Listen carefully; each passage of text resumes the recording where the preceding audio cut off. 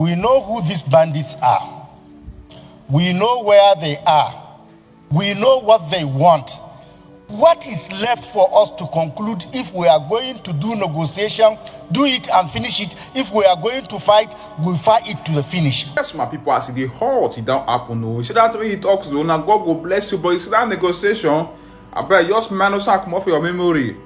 They not negotiate with bandit, terrorists, and in fact, remove that thing for your mouth. Just continue watching the video. Please make sure you are sharing because Akpabi don't the face hot fire for Senate. I will bring out the updates can't give you now. What is the big deal? We know everything. Why are we covering? Why are we covering all these things? And I want to align myself with distinguished Senator Abaribe. Sir, the issue that must take precedence is who withdrew the soldiers from Maga Primary School, on whose instruction. The world want to know, Nigerians want to know, we that is particularly affected, we want to know, sir. First of all, colleagues, I am very happy and sad at the same time. Happy in the sense that the 24 girls from Maga in my own constituency that were abducted have been released and they are all safe and healthy. They have not been molested.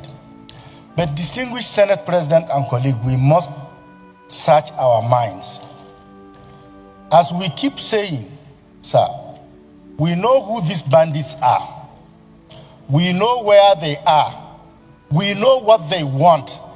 What is left for us to conclude? If we are going to do negotiation, do it and finish it. If we are going to fight, we'll fight it to the finish. What is the big deal? We know everything. Why are we covering? Why are we covering all these things? And I want to align myself with distinguished Senator Abaribe. Sir, the issue that must take precedence is who withdrew the soldiers from Maga Primary School, on whose instruction. The world want to know, Nigerians want to know, we that is particularly affected, we want to know, sir. Because if we don't get to the bottom of this incident will be repeating itself. Thank you very much, the Senate President. We have spoken on behalf of the Senate, and by implication, we have spoken on behalf of Nigerians. We are even as I speak now, we are still facing the attacks. This is orchestrated, this is organized, and this is meant to damage the image of democracy. And all these things started with just a tweet from President Trump. People are trying to justify or call on the American president to come here and attack people. And they started by talking about religious genocide. I want you to understand that when it rains, it does not rain on only one roof. Any issue about war, all sides will suffer. So when somebody is talking about, then you know very well that there is nothing like targeted Muslims or targeted Christians. The bullets that are being sprayed will not distinguish who is a Muslim and who is a Christian. I want you to understand that. If we have miscreants who are going after Christians, then we go after them. We have miscreants who are killing Muslims, we go after them. Nigeria is a multifaceted religious country. We cannot come here and try to say, oh, one group is being attacked, the other group is not being attacked. What we are seeing here is an attack on all religions. It's an attack on all citizens of the country. It's an attack on the democracy of our country. It is an attack on Nigerian citizens. It's an attack on Nigerian government. So we must rise up to the occasion, debate and point out the reality. Let the world know that we want to be safe. We are not. How can we, as a country, choose insecurity? We cannot, and we cannot choose fear over peace. We cannot choose despair. So when we are discussing, we must take a very strong exception to certain acts that have happened, whether it's from the security agencies or otherwise. But when somebody says, commend the president for even the initiative of ensuring the release of over 58 children. One child that is released is a big relief to the whole country and to that family. 58 is something we should commend. And then at the same time, you are encouraging him to go after others. He has canceled all engagements. He's sitting down now and tackling on a daily basis. Even yesterday night, he met with security chiefs up to 4 hours to see how he can bring this situation to an end. And this Nigeria is very vast, and these people are moving around, going after soft targets. So let us, and like Senator Garba said, he said in their communities in Kebbi State that they know the bandits, they know where they stay, and they know what they want, and they are mingling with people, and that even some of the local government authorities are negotiating with them and paying them money. So these are things we must bring out and then forward to the executive. Let the executive also join us to find solutions. Even the security agencies must also know that even the locals know these people, and they can work with the locals to fish these people out. It's a very serious issue. It's not something that we trivialize and try to say this side or that side. That's the only problem. There's no side. There's only one side on this issue of security. Only one side. Only one side. Senator Oshumole.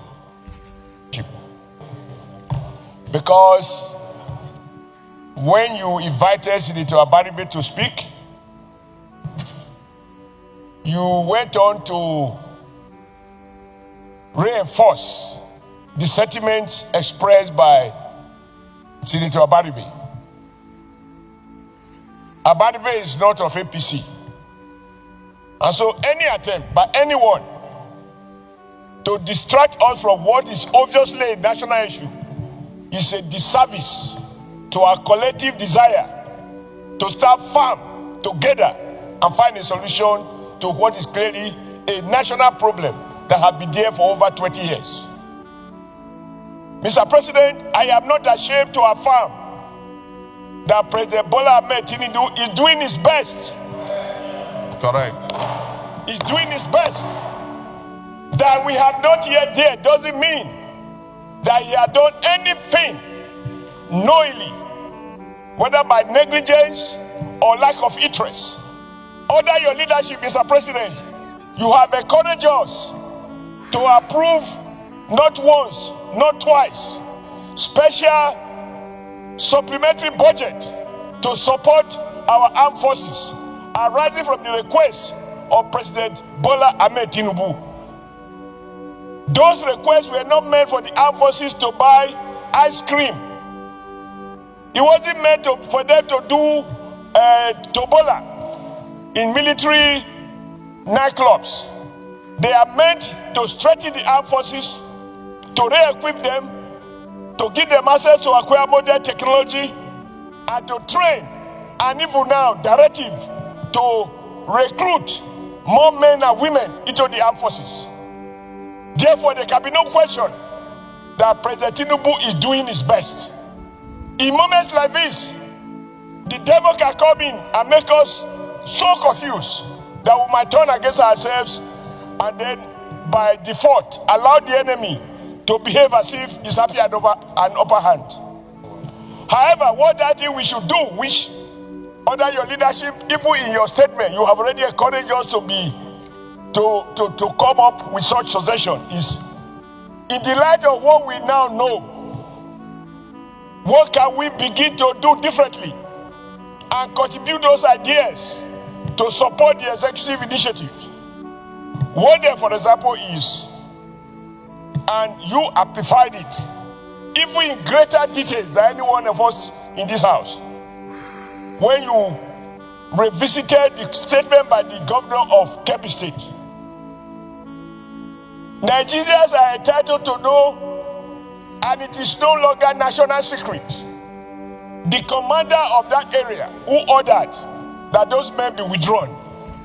It is to be a national secret to be kept within military cycle.